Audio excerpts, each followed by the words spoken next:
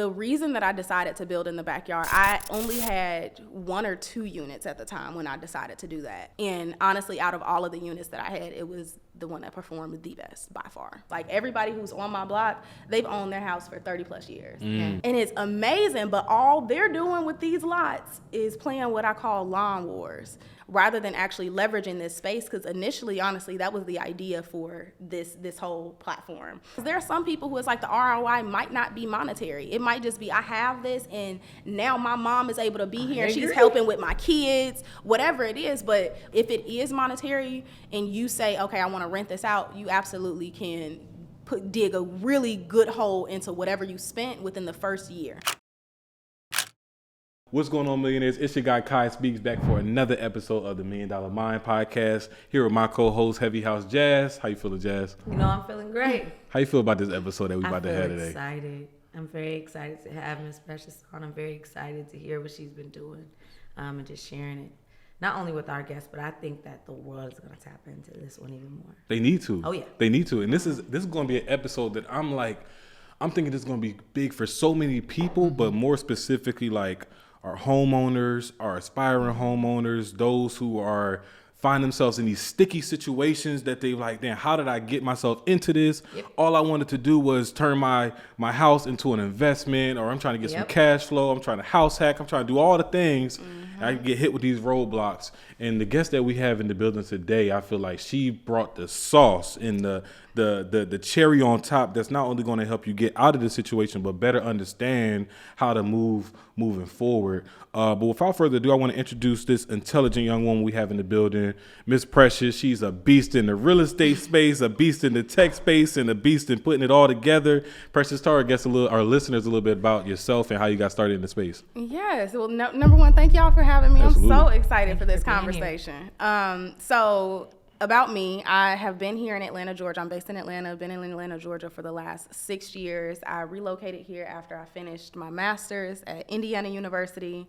Originally from Chicago, went to IU, studied business and tech, and always knew like that entrepreneur was in me, like always doing little side hustles and all of that. But it wasn't until I would say like the pandemic and everybody started to really reevaluate like their values. How am I spending my time? What do I really want to do? What's bringing me joy? That I was like, okay, it's now officially time for me to step away from my corporate job and to bet all on myself. And that's what I did. So I started my career when I got here in management consulting. I was doing consulting for large, like Fortune 500 companies. The big names that you can think of is likely who we had worked with. I was in the areas of like AI, so artificial intelligence, as well as marketing. And it was amazing. Like, I don't know if anybody, like if you're not familiar with consulting, it's basically like we go into other businesses and help them solve their problems in the areas of strategy, tech, whatever you want to call it. But the really good piece about that is like you get to travel. If you got it good, you get to travel. And you can build those points up. You get the hotels, the flights, like, and it was an amazing career straight out of college. Like, and I had no idea what consulting was. Probably 4-5 years, like before I did that, I had no idea what it was because I'm first gen everything. So everything that I was doing is just like, okay, we figuring it out.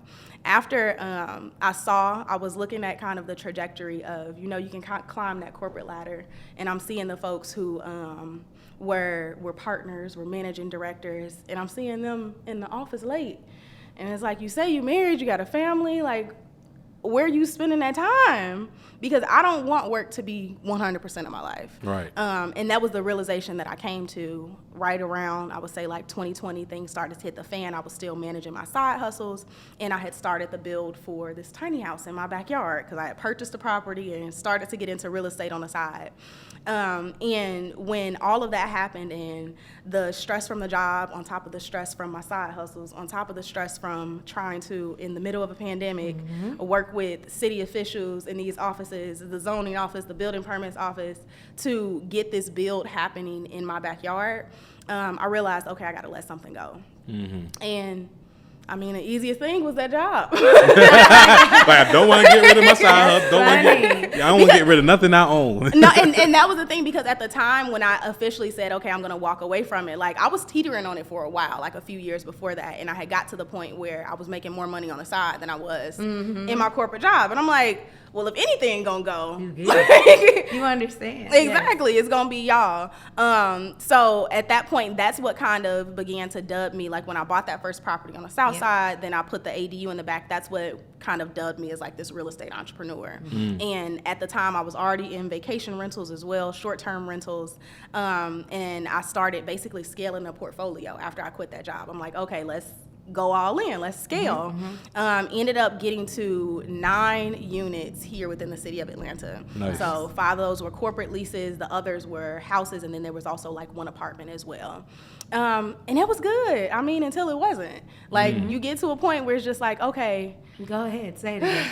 What's the point of, like, again, the money was great, but at what cost? Listen to her. That was So you felt yourself working even harder than you was working back at the job. Exactly, because I remember the spinoff of me wanting to quit that job was like, okay, I think y'all are burning me out. And then I got to a point where I'm like, I had quit that job. I'm now all in on myself, and I'm doing all of this, and I'm building this short-term rental portfolio. And then I look up again, and I'm burnt out, and I'm like, damn, it wasn't the job. I'm doing it to myself. It was me the whole time. That's where I'm at. I get it. Wow.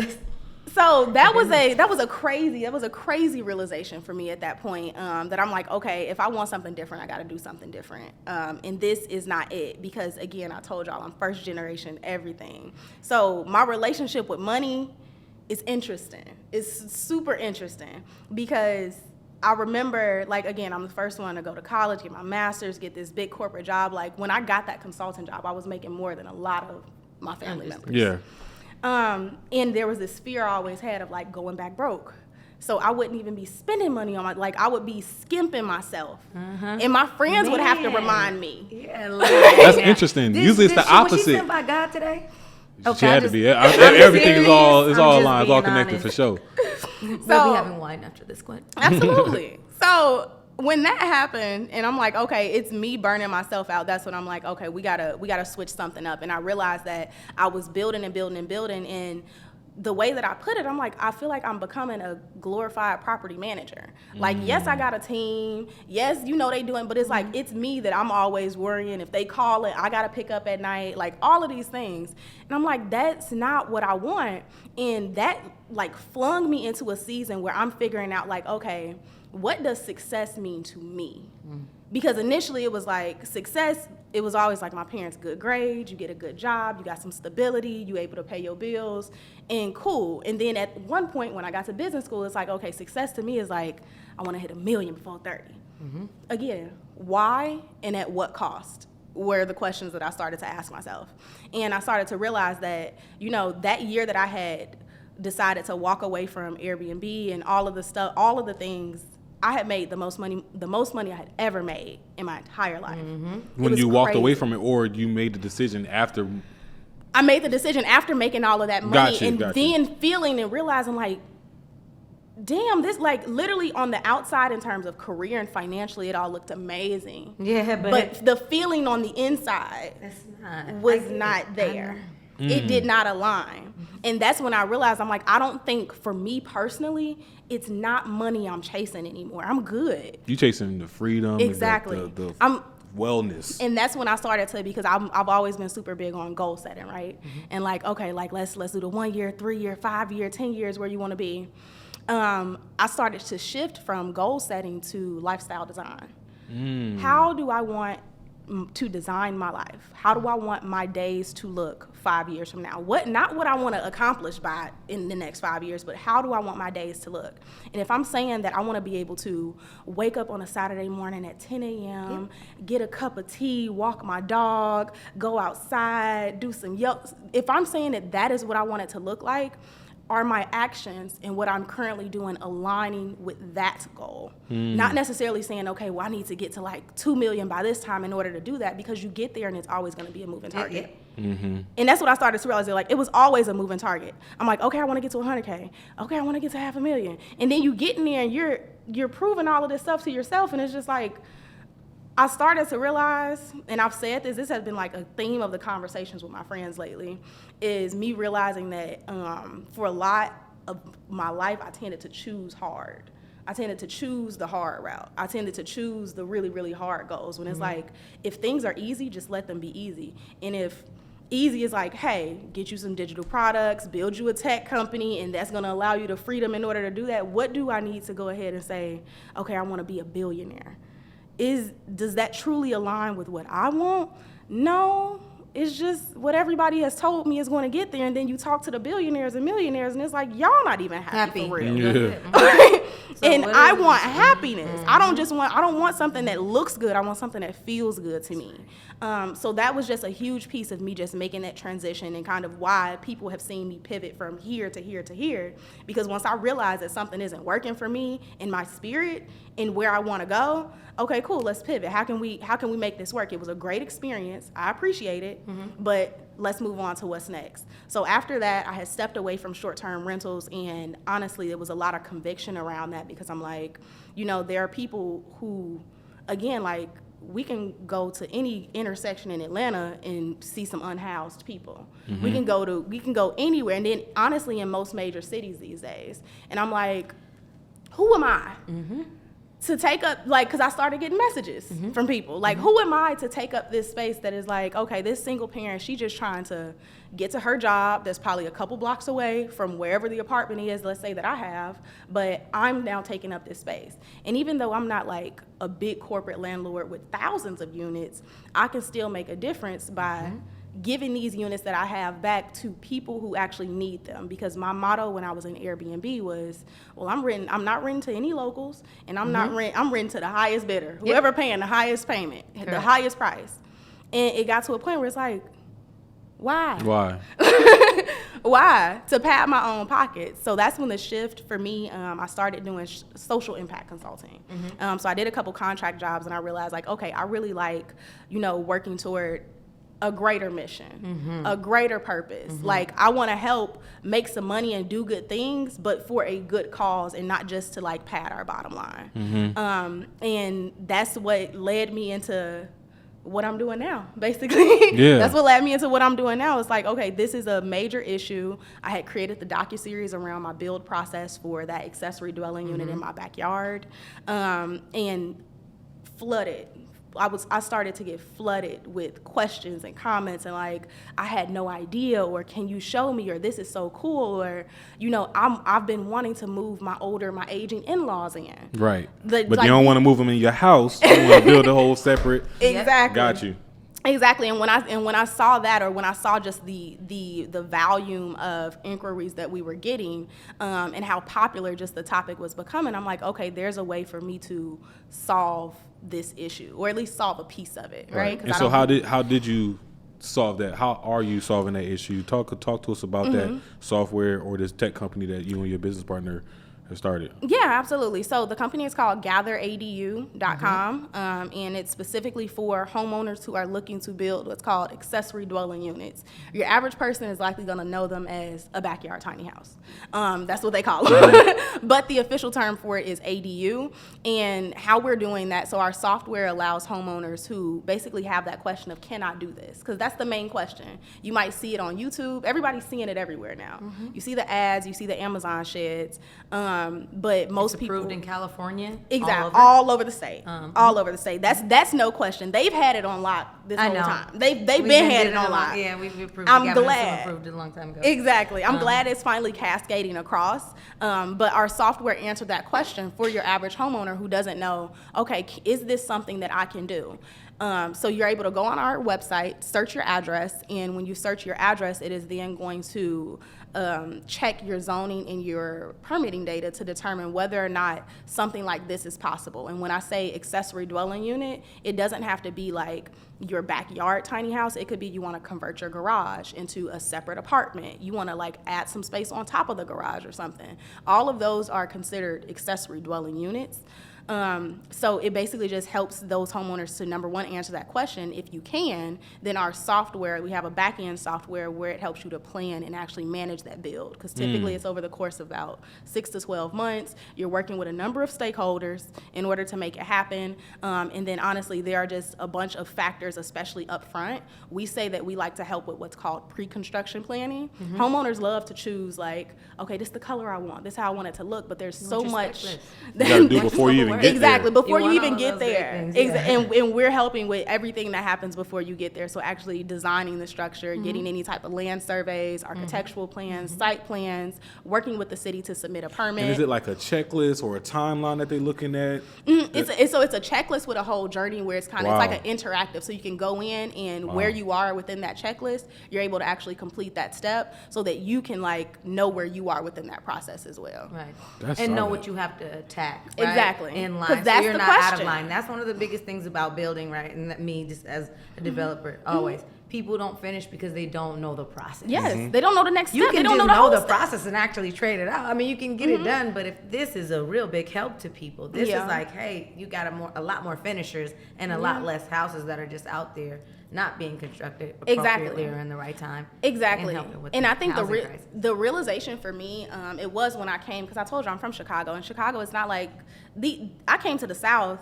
And even when I bought my first property, I'm like, there's a lot of space in this. Why do we have so much space in his backyard? You was complaining? I was complaining, but it's just like, different. why? Chicago's It's just, different. it's so different because Yeah. I'm like, it was beautiful because I love being outside, but I'm just like, what is all of this space? I'm like, I can fit another one of my house back In my here. backyard, for sure. In my backyard. And I'm like, all we're doing at this point, because I live on a lot, not in a lot, in a neighborhood where it's historic, right? And I say historic in terms of these are older folks. Like everybody who's on my block, they've owned their house for 30 plus years.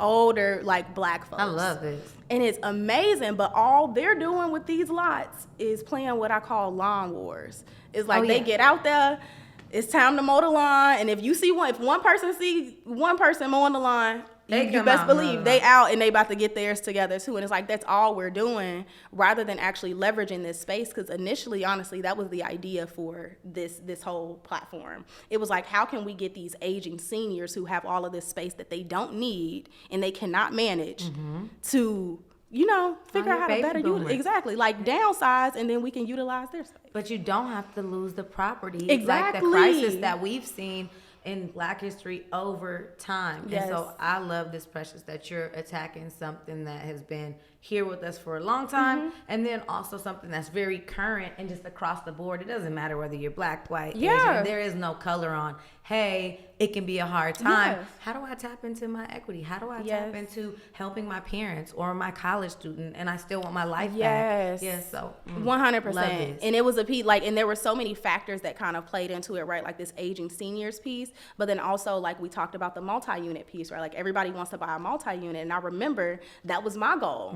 And when I initially purchased my first property, I'm like, well, there's a huge backyard. I'm gonna do something with it. I didn't know what it was yet, but I'm like, if I can't get this multi-unit, I'm gonna get something where it's like I know that I can expand on it. Got it. And it was that piece, and then on top of the fact that like with the pandemic and everything happening, we're getting further and further into a point where more people are wanting to get back to like group economics and living in community, and people are doing these family homesteads and all of that. So it's like, how can we do that with what we already have? Yeah. And that was the idea. So, because you mentioned equity and you mentioned stakeholders inside the software, are you partnering or are you pairing the homeowners with potential investors? Is that kind of what that means? Or talk to us a little bit about what that means, stakeholders. So we connect them with financing, but I wouldn't necessarily say potential investors, because it's about maybe like a 60-40 split in terms of the homeowners that reach out to us that are, you might be like a pure real estate investor, 40% of them. Pure real estate investor saying, hey, I have these houses, I want to add more to it, and then maybe this is a unit that I want to rent out. The other 60% are your average homeowners like we were talking about, maybe older folks who they've been sitting on their home, they have some equity, and they're wanting to build in the back to move their in-laws in, to move their adult children in, and things like that. So for the investors, the real estate investors, they got the capital already. Yeah. Like they come with it. We find that we have to work more closely with your average homeowner in terms of identifying financing, which honestly isn't becoming, it isn't as big of a hurdle as it was, let's say, like 2 years ago, because now the organizations like Fannie and Freddie, they now have products and loan products more that products exactly right now. specifically for accessory dwelling units if you're wanting to do something like that, and they're just structuring it as like, you know, a renovation loan or a reconstruction loan. Would it not be also better just to kind of tap into the equity of the home? Exactly. Especially if Yeah, they've they been have there some for different 30 products. years, Exactly. they got Be some careful. equity. Exactly. You got to be Like careful. home equity investing right now. Like, think about it. Really read into it. That's one of a big new thing, but people don't understand they could be taking equity and more percentage of the money up front. Exactly. But we'll get into that in a different way. Yeah. I mean, Financing. I do want to paint that picture though for the audience. Like, what are the fears or what are the dangers that you do have to worry about on these different options that they have to be able to make that possible? If it's not the home equity or if it's the financing product that we're talking about, what are the dangers and red flags that they should look for? So the best, honestly, one of the best way, and you know,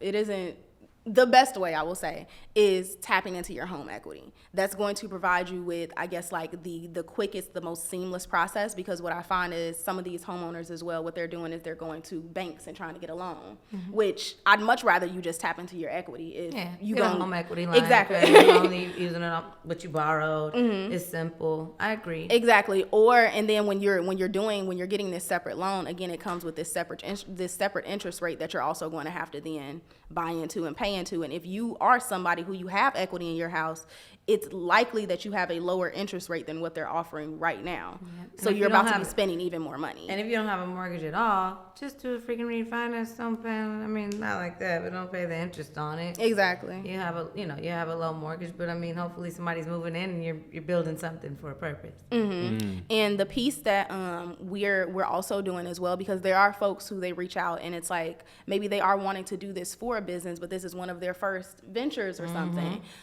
Getting them connected and even more familiar with CDFI, so Community Development Financial Institutions. Getting them connected with those types of institutions, because unlike a bank, they are actually going to look at, okay, how are you adding value to that community and likely give you a better interest rate or even a better just package overall than you would get from your average, I don't know, let's say Chase or another lender.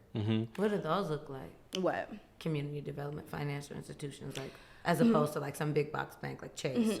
They're really just smaller. They focus on they're area specific, like neighborhood specific, meaning that if you're in, let's say, like Southeast Atlanta, and you're saying that this is what I want to do in Southeast Atlanta, and you know that Southeast Atlanta is facing an issue in terms of availability of affordable units in the area, they are then going to take that into account when they are lending to you, so that they're not just looking at it like, okay, well, you're a first time lender, it's so much risk. It's like, no, you're actually adding value, so they're going to give you likely a better interest rate, and then on top of that, they're going to give you resources in terms of people to work with to really make it happen. They'll actually support you through it versus just giving the money to you. Like they have They'll like make sure that you contractors finish and the stuff like problem. that. Finish the Exactly. project. Exactly. That was a gem right there for a lot of people. A lot of people have never heard of that. And I can honestly tell you. Are these like credit unions? It's not a credit union, but banks? it's similar to the setup. Similar to Gotcha. the setup in terms of like a credit union, you know, many times it is specific to an area or it's smaller. Exactly. CDFIs Gotcha. are similar to that. So I want to take a dive back into your journey of building your tiny home in your backyard. Did this come before or like where were you at the point of your journey of, did you already have these Airbnbs and these units and you were kind of burnt out? So you was like, let me take a step back and let me build a tiny home. Where were you that made you want to say, you know what, let's build this in the backyard and explore this journey? So the reason that I decided to build in the backyard, I only had 1 or 2 units at the time when I decided to do that. But I decided that because initially I wasn't going to rent it out. I was going to live in it.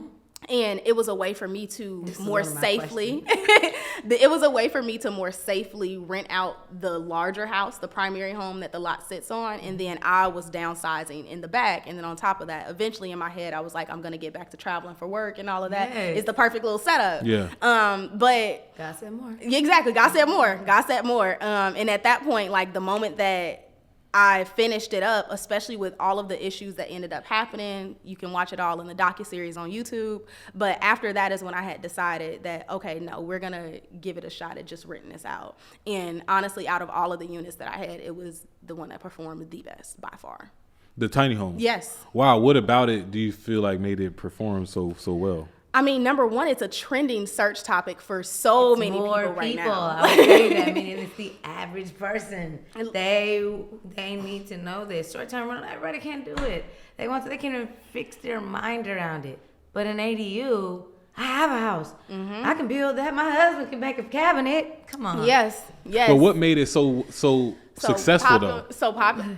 Again, I really think it's because you guys have seen it. Everybody has seen it over the last few years. We've seen so many people on YouTube, on these shows, talking about how they're converting this structure into a tiny house. Everybody's talking about tiny spaces and living more of a minimalist lifestyle right now. All right. I really think that that's what did it, and that's what did it. And then on top of that, just the novelty of like, it's a small cabin in the backyard. Like, it's just so cute. It's like a man cave. And so people just want to experience They just that. want to experience. Exactly. Gotcha. It's similar to like, there's a company called Getaway Cabins. Mm-hmm. Yes. And they oh my goodness, fantastic business model.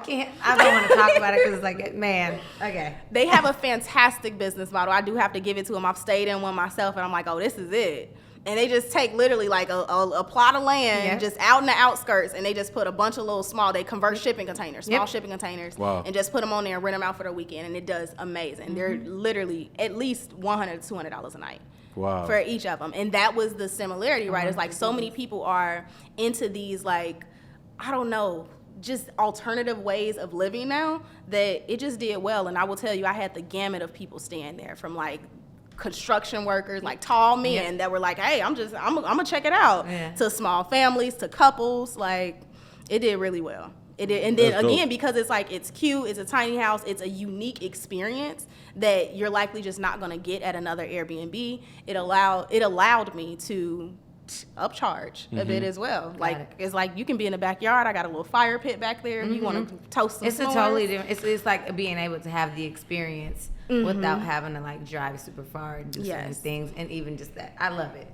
Now, I want to ask you something, because you've transitioned or pivoted, right? Several times. I mean, from short-term renting to, helping property manage those for other people and corporate people, to building your own tiny home, and now creating this software to where it can be duplicated over and over again. So how do we as consumers, because we want to know, how do we get your product? How much does it cost? Like, can I do it? Like, can my mom, can my 68-year-old mom buy a product and really actually execute this? How do they? Okay, so the number one thing I do want to clarify is that what we sell is a service. So we do not deliver the product. We are not the builders. Right. We connect you with the builders. What the service that we offer is pre-construction planning services. So you can literally just go to our website, gatheradu.com, and that is how you can get started. You can insert your address. It'll allow you to search and give you some initial information in terms of what am I zoned as, is this possible for me, and it'll allow you to schedule a call with one of our representatives. Once you schedule a call with them, they'll get on the phone, and we literally are just answering questions for the most part. Like, if you want to get started with us or not, it doesn't matter, because our overall goal and our mission is to get more of these built. Whether it's with us or with somebody else, or you just say, hey, I got my cousin Joe can do this anyway, and I just want some clarification, it's totally up to you. So primarily we're answering those questions. But if you are saying that, like, okay, no, I really need some guidance, I really want to work with y'all. I've seen, a lot of people have seen like my articles or seen the YouTube, and that's how we get a lot of traffic as well. If they do say that they want to work with us, then at that point we start our official like contractual engagement. And when we do that, it can range anywhere. I would say our pricing in terms of, for those pre-construction planning services, meaning that we are handling everything in terms of your permitting, your plans, drafting it up, designing it, and coordinating everything for you. It can range anywhere from about $5,000 to maybe $7,000 to $8,000, depending on your location. It's not bad. It's exactly. And it's not, because you can go, a lot of people tend to say like, okay, well, don't contractors do the same thing? Well, as a project manager, they handled everything for you. Okay? And you're essentially getting those documents done too. Like it's not like you have to. Exactly, because even when you work with a contractor, like you'll still have to engage an engineer, you'll still have to engage an architect.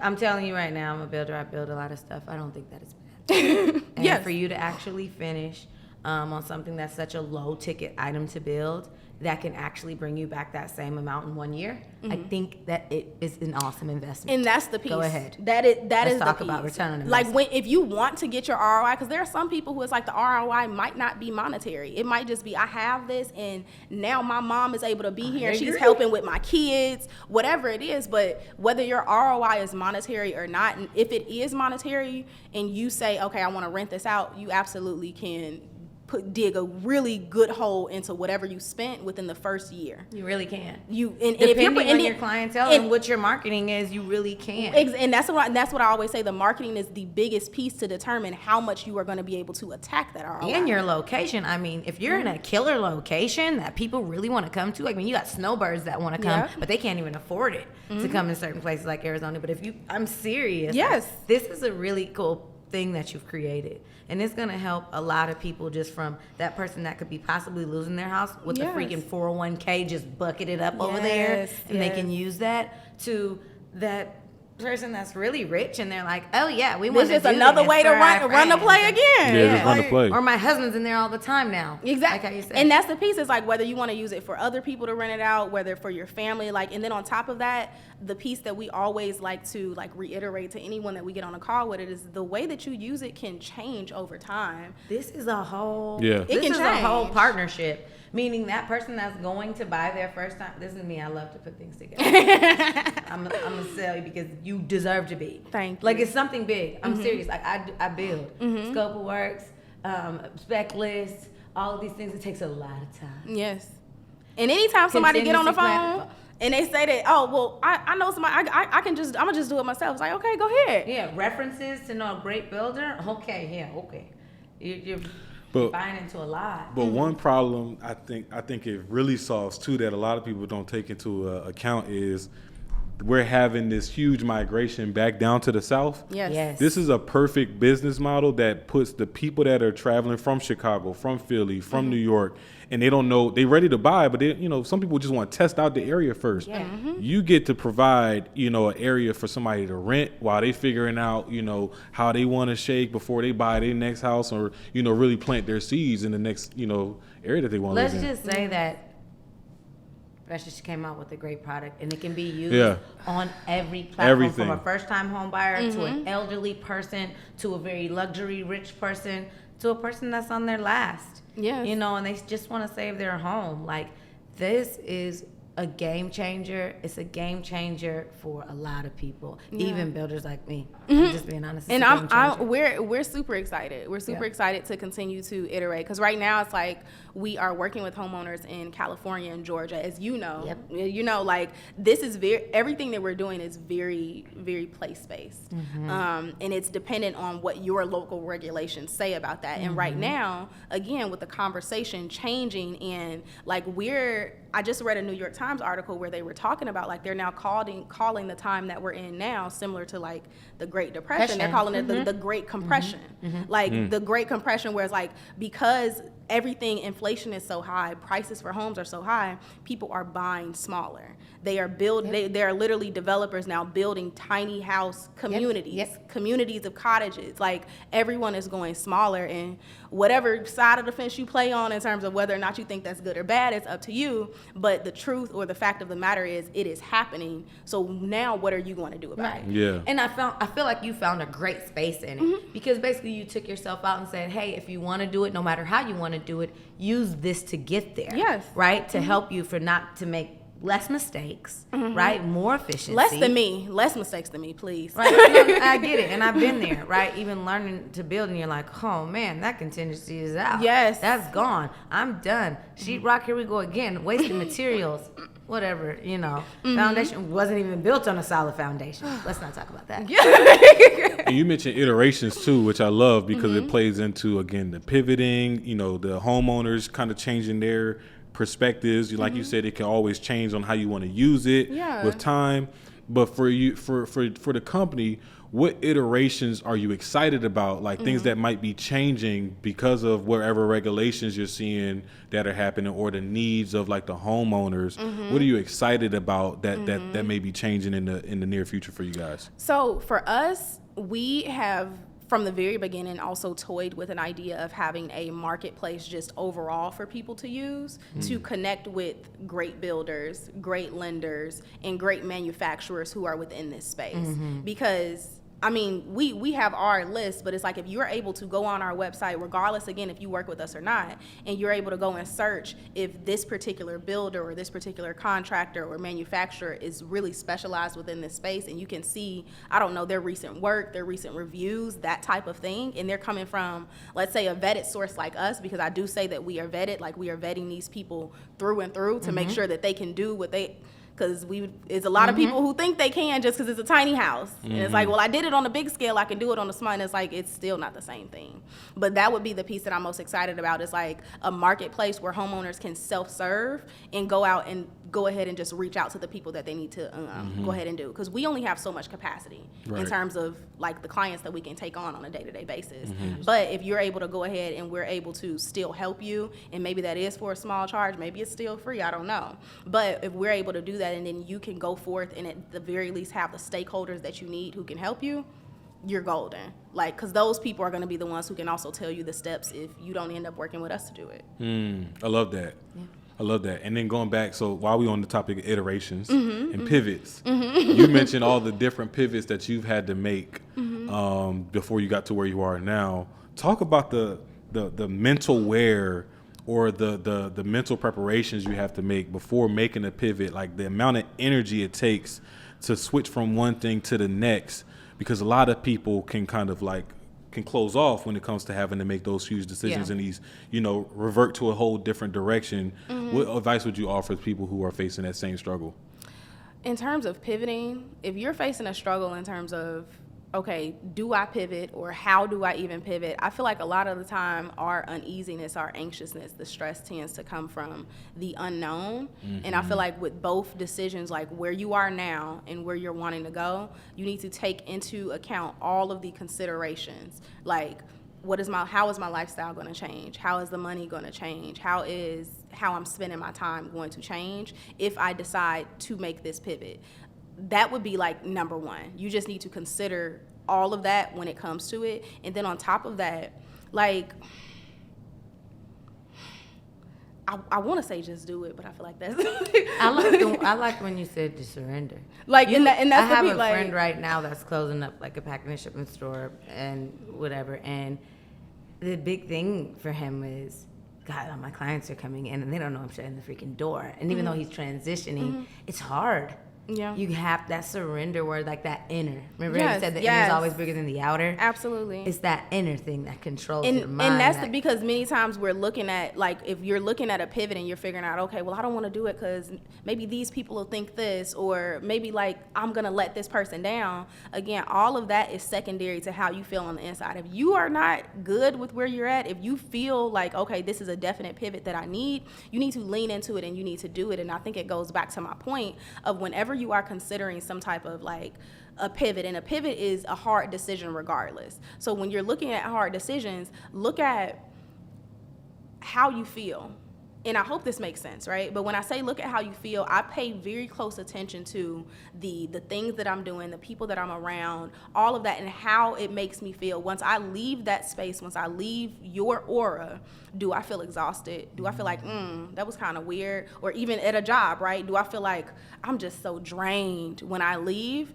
I pay attention to that. And I tend to, I guess, like steer away from things that exhaust me, that drain me, that I'm feel like, okay, I feel a little confused after interacting or whatever it is, and I lean more into things that are bringing me joy, that I'm feeling like, okay, in this season, yes, this is what I want to do, and I've weighed all of the factors, and this is what makes sense. That's what makes the pivot way easier for me. It's like, if it's not bringing me joy, I'm just creating a prison within myself. Yeah, I like that one. Speaking of prisons, because I want to talk about that, because You also mentioned how you were first gen and everything. And being first gen can be tough. You know, not having the support that you really need, like as opposed to someone who is second, third gen into a certain space. Like they got all the support they need. Yeah. What generational bondages did you feel like you had to break that were like really weighing on you throughout this whole journey? Oh my, yeah, no, that is a fantastic question. What generational bondages do I feel like I had to break? I think I already mentioned the first one, which is with money. The money, yeah. The money was huge. That was like the main one that was glaring right in my face at all times. Because again, it's like, it was always just I gotta find the discounts for everything, or I gotta make sure that it's like, I'm not spending too much so that like you're saving for something. Was it also hard investing in yourself at times too? Like spending a ticket on like a mentorship or something like that? So absolutely, 100%. And I remember the first time that I did spend more than 5 figures on like a coach or a mentor. Wow. Oh my God. Because I ran it past my parents. Oh, they weren't for it. The questions, at all. I'm sure you got. They're like, well, why would you ever want to? And it's just like, and when I tell you, that was one of the best investments I made of my life. I completed that program, I think like 2020, 2021, and that's literally what skyrocketed my income and everything. And I remember after talking with them, I'm like, I was kind of questioning myself. I'm like, damn, maybe I shouldn't do it. But in my head, because I had already gone to college, I'm like, okay, well, I got some experience from there, and that was just like $40,000. Must you spent more than that. So it's like, I might as well do this. And, you know, and she's showing me the results. College barely showing me the results. Like, you know? So that was just like, that was a piece. And where are we going? No, the bondages, right? Yes, so the money was okay. one. If you have any others, we'd love to hear those. Yeah, so the money was a main one. And then the generational bondages. Almost, you asked your parents, almost like validation. Yeah. And that I would 100% say that was a big one as well. It's like the validations, because I feel like recently I've come to a point or a realization from mom and dad. I'm not talking about from others. Exactly, but the wanting the validation from them of like, am I on the right track? Right. To go get more. Exactly. And you ever that, yeah. And I realized, and I had a mentor actually. A mentor is who told me this, who said this to me when I was like talking to him, and I'm just like, oh my gosh, I'm so stressed about all of this. And he's like, you know, you have to understand that oftentimes your parents can only, like, they gave you everything that they had, but they can only bring you to the point where they brought themselves by the time that they had you. That is what, and that for me, and whether or not it resonates or it like holds true for you is up to you. But for me, it was huge because my parents I'm the oldest of 5. My parents had me when they were kids. I grew up with my parents. And that was a piece that I would say, even when you're talking about generational bondages as well, because my grandmother also had my mother at a very young age too. And it got to a point where probably like once I hit 21, where I'm trying to figure out like, you have a need to, like, your inner child has a new need to be parented, but you don't know who necessarily to go to for that. And you initially try to go to, let's say, like your parents, but that's not, you get to a point where it's like, it's no longer your parents' job to parent that inner child for you. You have to do it yourself. You got to put her in a cage. Exactly. I know, but it's that funny thing when you grow through life. And I think everybody touches here. We're just not talking about it. I love this conversation. And what does that look like too? Like parenting your inner child. Man, it's different. It depends on, I'm going to be honest with you because I'm going to be honest. And you just tell me what you guys think. Yeah. Parenting that inner child. It depends on that parent and where they met themselves and how they parented you. You will individually have to meet yourself and know, like, oh my God, this is that inner child. You'll probably either keep coming to it. Absolutely. Sometimes you see 40-year-olds and 50-year-olds that keep coming to it, or your parent that never got through it. And so you'll start to identify it for yourself. I think that inner child that limits you. Exactly. And you'll find that it's limiting you, it's limiting your growth, it's limiting your relationships. And that's a piece that I realized as well. Like, it was my relationships that really held a mirror up, how I was maneuvering my relationships and managing those, that held a mirror up to like, I have some inner healing that I need to do that I have not done. Okay. So kind of like in moments of regression, like men and women, when we face like that fight or flight type of mode, we regress to our inner child. You know, so it could be That in like Exactly. Yeah, Exactly. Like gotcha. how you react, how your initial reaction is, like that's gonna tell you whether or not your inner child needs some healing or not. Man, that's it. That's it. That's gonna tell I you. like it. Like, Wow. And it's all about how, like, in the moment that you realize that everything is, the only thing that you can control is your reaction to things. And That then part. what's gonna actually get you still enough to control that inner child and not go to that other person that might actually make you go back to that inner child and not be able to parent that. And I love that you mentioned like, controlling your reactions, because that's even related to when you transition from your job. You know, that didn't seem like a reaction. That seemed like a plan. And some people once It was almost like a war on her life. It was like a boundary of like, I'm not letting you take me back there. Exactly. But still, even sometimes when people gonna face control my that, house. they could react and just go ahead and just quit that job, you know, and just leave without having those that plan B or in your case having the units and having some income coming in that prepared you to be able to make that transition. I guess what I want to get you to elaborate on is where you're like, how did you go about it? Like when you first identified that this was draining and that this was no longer the life that I wanted, how did you go about making those steps towards preparing your exit? I would say I was quite literally planning my exit for probably like 2 years. It just, it accelerated right before it happened. Yeah. And it accelerated due to that burnout that I mentioned to y'all. But how I prepared, number one, like making sure that like my relationships are good. When I leave, my entire goal was I do not want to burn any bridges, because again, if I need to come back, like that was kind of the rationalization within my head when we're talking about pivots as well, to your earlier point of like, how do you more effectively do that? It's like, well, I could always go back. No decision is permanent, right? Like I still hold my degrees. I still have my experience. I still have these relationships. I can always go back to a job, but it's not all the time that I can always bet on myself 100% like this. I don't have no kids. I'm not married. I'm not tied to anything. Like it's good. I'm good.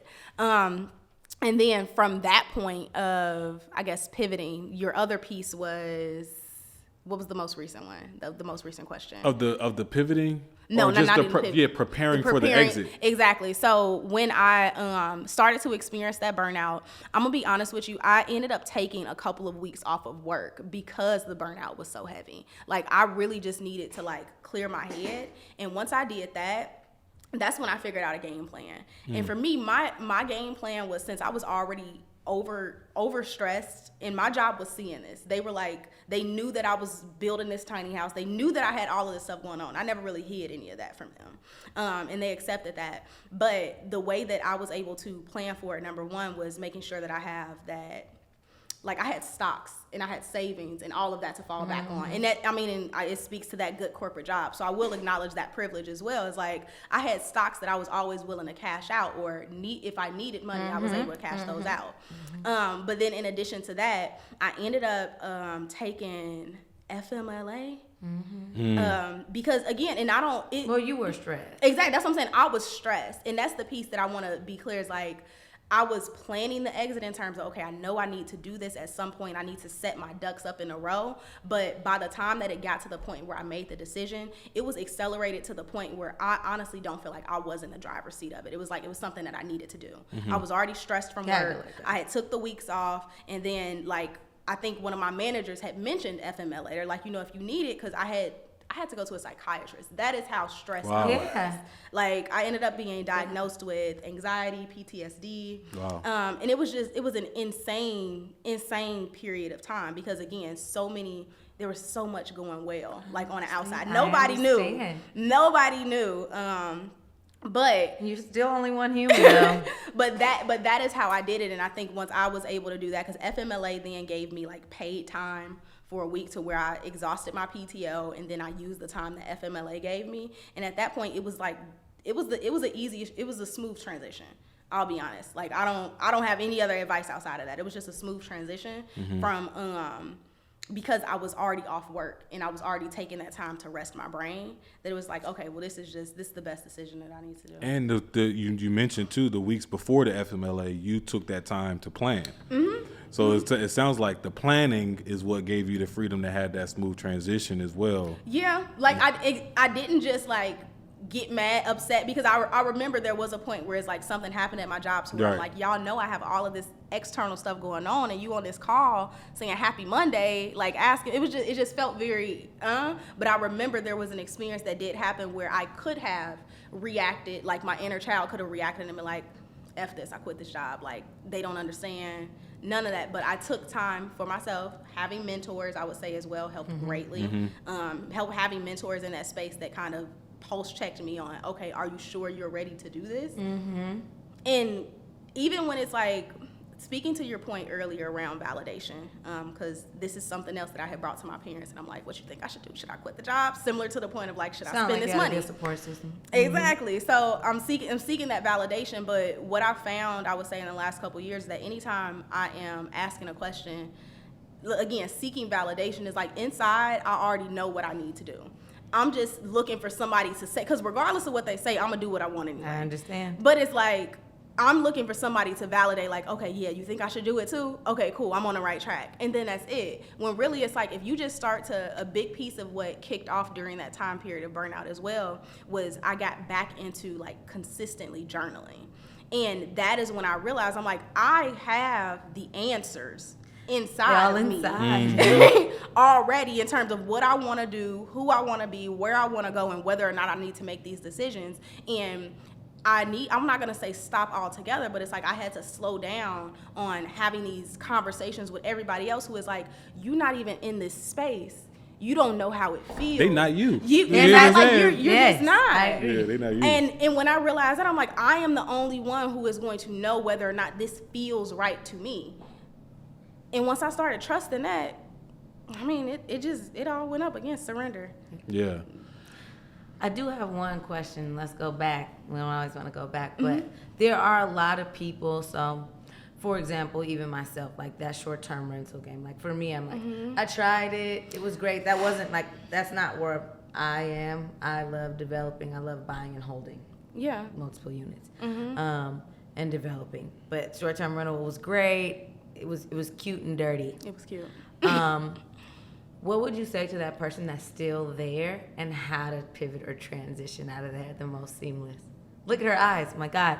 They want to? Do they want to? Is the question. Yes, they want to get out. Okay. They want to get out of short-term rentals, and they're trying to figure out how to pivot. Yeah, what's the best way to do it? If they own the asset, they're not, I love that you asked this question because I feel like I don't get to talk about it as much when I transitioned out of short-term rentals. So I went from short-term rentals to midterm rentals. And when I did midterm rentals, I actually started renting the house out rather than on the short-term rental platform. I rented it like the whole thing. I started renting it out suite by suite. So it's like, if this is a 3-bedroom house, I got 3 suites. That's smart. You get suite number 1, you get suite number 2, put some locks on the doors, and I kid you not, it padded it enough because it's one thing to go from short-term rental to long-term rental. That's a large leap. It's a different thing. But if you leap from like, okay, let's say short-term rental to renting out suite by suite on a midterm basis, you are like still 3 to 6 months. Yeah, exactly. Okay. Like 3 to 6 months, something like that.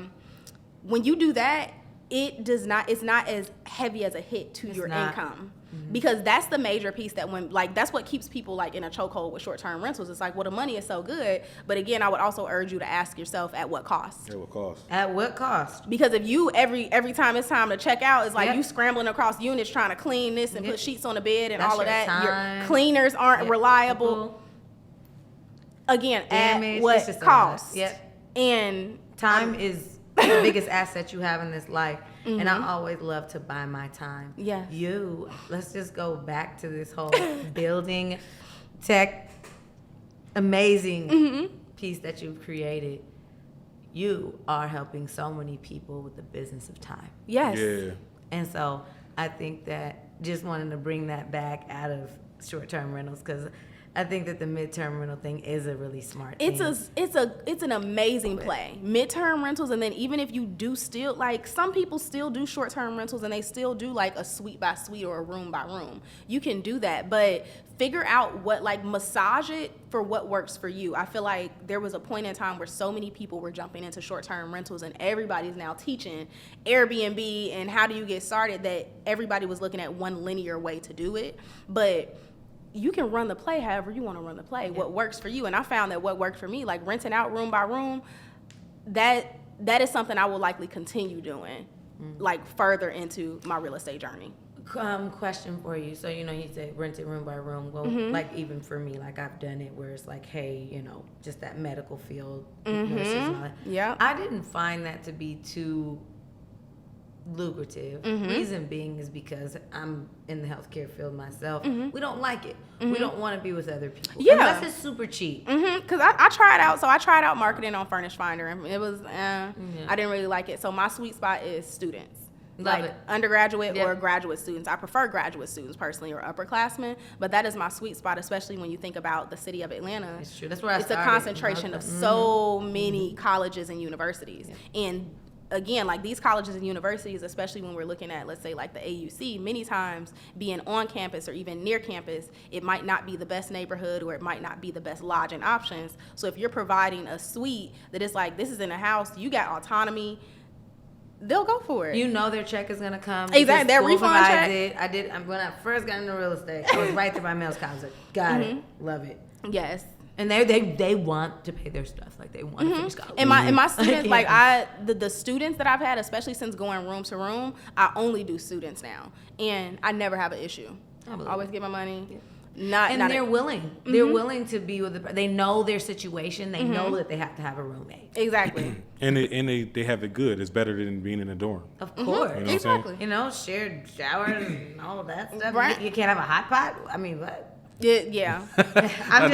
My little sister's at UTK right now. Yeah. So I'm just like, But before we transition and get you out of here, Precious, I do want to touch on something that you shared towards the end. Okay. That is not talked about and super relevant to our community, which was the PTSD that you've experienced at that job. And we had this conversation a few weeks back where he happened to be an Army vet, but we were talking about how he had his PTSD back when he was a child in Detroit, prior to even getting into the Army. Yeah. And most people associate it with being in the military and serving, and don't expect that regular people can suffer from PTSD. For real. Yes. Especially as a Black woman. Where do you feel like that experience of, where do you feel like the PTSD came from? How did you identify it? How did you heal from it? What did that process look like for so many other women that could be experiencing the same thing? Oh my goodness, that is a loaded question. I know. Yeah, it is. And I understand I'm it. like, I understand. you almost made another episode. Yeah, Precious no, that's coming a back. loaded. That's Because loaded. this is like, you almost need a panel of women for this. Yeah. No, Right. absolutely. I mean, like, Absolutely. Because it's one gonna more, like, it's gonna look different for God. everyone. So when I started to work with a psychiatrist and I got diagnosed with PTSD, number one, my most recent experience that triggered that was I was in a relationship or situationship, I don't know, and it just went downhill very quickly, like emotionally abusive, physically abusive, and especially, and it's so crazy because many, like when everything happened, it's just like, number one, I'm asking myself, I'm like, how the hell did I find myself in this situation? And then even the people around was like, wait, how? And they are like, anytime because I don't talk about it often, right? But anytime I do, many people with the way that like they look at successful women or just even women, again, like myself, and it's like, how do I say? Como se dice? We tend to sometimes think that we're exempt from life's hardships. Oh, yeah, I know. And that is not the case. So I would say that number one was like that most recent one. And then growing up, oh my goodness. So that stemmed from, number one, losing so many people. And I feel like if you speak to more folks, specifically from Chicago as well, because thankfully my parents got me out, got our family out, like before I started high school. But when I think about my close friends, my family who stayed there and went through high school, and maybe they still live there, you get so used to going to funerals, Yes. visiting people in prison, like just losing people in the blink of an eye. It's like that. true. That's how it was for me. I get it. And that was a piece when I started to work with the psychiatrist as well, that was like a trigger. Like it wasn't until I started to talk to other people that I didn't realize that it's like, oh, you've like only ever attended maybe 1 to 2 funerals in your life. And it was just so many, like the PTSD came from the heavy emotions that I didn't necessarily get to express or get to really feel through the depths of it when I was a child. My parents, love them to death, but it's like, again, we grew up together. So the same way that I was learning to manage my emotions and how do I communicate this and how do I really effectively like handle, again, just big emotions, so were they. Right. And I'll be honest, I didn't even start to give them grace until I maybe hit like 22 or 23 when I realized and something like clicked for me that it's like, this is not just my mom. My mom is a daughter. She's somebody's friend. She's navigating all of these different pieces of life as well. And many times when we're looking at our parents too, we just look at them in the role of mom or dad. And it's like, well, you're supposed to do this, when it's like, this is their first time doing life too. So that was like a huge piece of Wow. I think a grace. lot of people need to hear that. Mm-hmm. It was just a huge piece of just extending grace. And those were the two. I would say I would identify those as the two. And when I started to work through it, number one, actually allowing myself to feel my emotions was a huge piece. Because for so long, and I told y'all, like, when people would describe me, it would be like a beast, right? Like, you work through it. And my friends know that anytime, like, if you see me going hard, something that happened, and I'm like... You working through it. I'm trying to work through it and not feel it. Yeah. And even in that instance, like, again, after that period of burnout, I allowed myself to, like, no, I just need to give it time. Like, I need to cry through it. I need to listen to my songs. I need to meditate. Like, I started going outside. I go out. I try to just get outside, period, and just take a walk every single day. Now, that's why I got a dog, too, because she gets me outside. Mm-hmm. She was kind of a stem from all of that stuff with the psychiatrist. But either way. She's my support animal. I love it. And she just as clingy, just as anxious. Dog is way better than a kiddo. Like, Thank you. But yeah, so like actually getting outside, allowing myself to really feel those emotions, and then journaling has been the biggest piece. And then on top of that, I mention this, I feel like I'm starting to mention this on every podcast that I do, but I was reading, there were 2 books that changed the game for me. Number one is The Power of Now by Eckhart Tolle. And then the other is A Guide to the Good Life. And it's basically like, I can't remember the author's name, but it goes into the practice of stoicism. Mm-hmm. And amazing. Those were the 2 that really allowed me to like, okay, let's pull it back. Let me bring myself into the now. Because again, when you're like somebody who I'm attacking this goal, I'm doing this, you're constantly living in the future. But your body's right now. Your mind is here right now.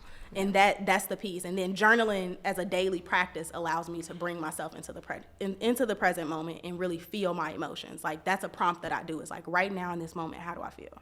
And actually getting real specific with it. And another piece, if we're talking tools to kind of manage this in your mindset, I would say, like, if you've never heard of or looked up the emotion wheel, look up the emotion wheel. Like, just Google it, because it allows you to get more specific in terms of, again, how do I feel? If somebody asks you on a day-to-day basis, we're like, oh, how are you? Good. I'm fine. That's the standard. That's the standard answer, yeah. But when you are able to more clearly articulate exactly how you feel, you can better react to, again, because all we can control it. You said it's an emotion wheel? The emotion wheel. I think that every parent needs to get an emotion wheel. Yeah. By the time that your kid is 2 years old. 100%. And I think it's so important to incorporate into houses. I have a 2-year-old right now. I feel like I literally can connect with you. Mm-hmm. I'm love that this topic was brought up. I think we need to have I'm serious. A lot of times Scott knows, like, he knows I'm like, we're having one of those. So if you're coming back to have one of these, I would love we to. are. We really have to, because this is what is saving lives. Yes, exactly. On our podcast, this is it. Tapping into that inner self of people. You can be this great entrepreneur. You could be all this stuff, but the mind and our business model is this is it. Yes. It's because how do you transition? How do you pivot through life? How do you come from these crazy moments of like being enchained as a child, having all these triggers throughout life, these different seasons, and manage them? The emotional will is coming into people's houses 2024. No, when you look it up, like once this releases, please in the comments let me know whether or not you heard about it. Absolutely, I'll send y'all the link. Perfect. We're putting it in there. When I tell you, it totally changed the way that I maneuver and I, again, like react. If all we have is our reactions, if all we can control is our reactions, when you know how you really feel, maybe you're not mad or upset, maybe you're just disappointed. Yeah. It then changes how you are then going to react to that emotion. So when you're able to get more specific with it, it's just like it totally changes the game. And again, if you are not journaling, journal. Like talk to yourself. Like talk to yourself and talk to your higher power. Get tapped in and know that it's literally like it's already inside of you. It's already inside of you. It's definitely inside, and that's why I like how higher power, but I've been starting to consider it like the inner power. Because like that's the best. That's where you got to start every time. Yeah. And that's why I wanted to bring this up too, Precious, because I feel like a lot of times when we have all these entrepreneurs, coaches, and consultants on the show, people just think that they've always were successful, or they just had this different thing that made them successful, but they forget the biggest thing is that we are people. You know, and in your story, somebody's going to read that, hear it, watch it, listen to it, and be like, damn, she going through all that, I went through all that, you know, I could do it too. And that's the biggest reason and why we had these conversations. Before we pivot to our listeners, like anything special you have going on, a piece of advice that you really want to, leave them with, where they can find you. Of course. Okay, so a piece of advice that, I mean, you're listening to this podcast, of course, because you likely want to be successful. You want to likely make some money and get to a point of that you always have envisioned in your mind. And what I always love to remind people is that you can sit for hours listening to this content, listening to people talk about the tips, the tools, the tactics, the techniques. But if you're not good on the inside, if you don't have your mind right, once you implement all of those tools, tactics, and techniques, and then encounter the roadblocks that these same people, what you just said, have encountered and you might not have seen, then all of those tips, tools, and tactics will mean nothing. Tackle the inner first, and everything else will fall into place. That's my biggest piece of advice. Like, it'll more quickly, more seamlessly fall into place, because lean into ease.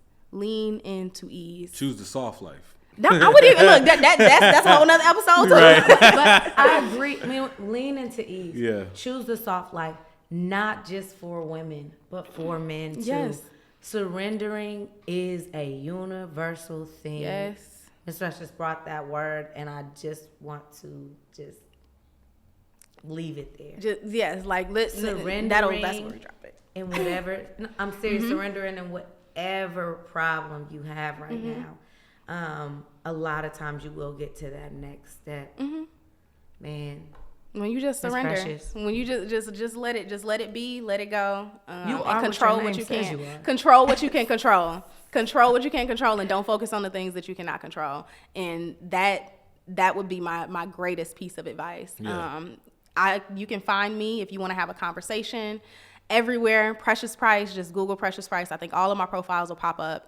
On many social platforms, I am either Precious Price or Precious C Price, but either way, search it, and I promise you'll be able to find me.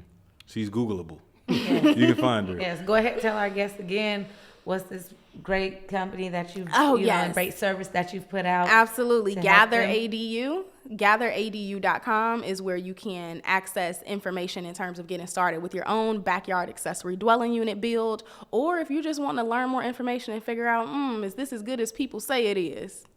It is. Confirmed.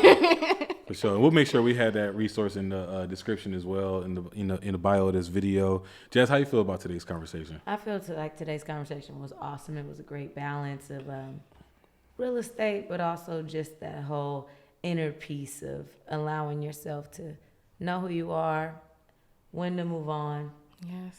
when to hold on. Right? I'm sending this one to the fam. Right, and even how to do that. Mm-hmm. So.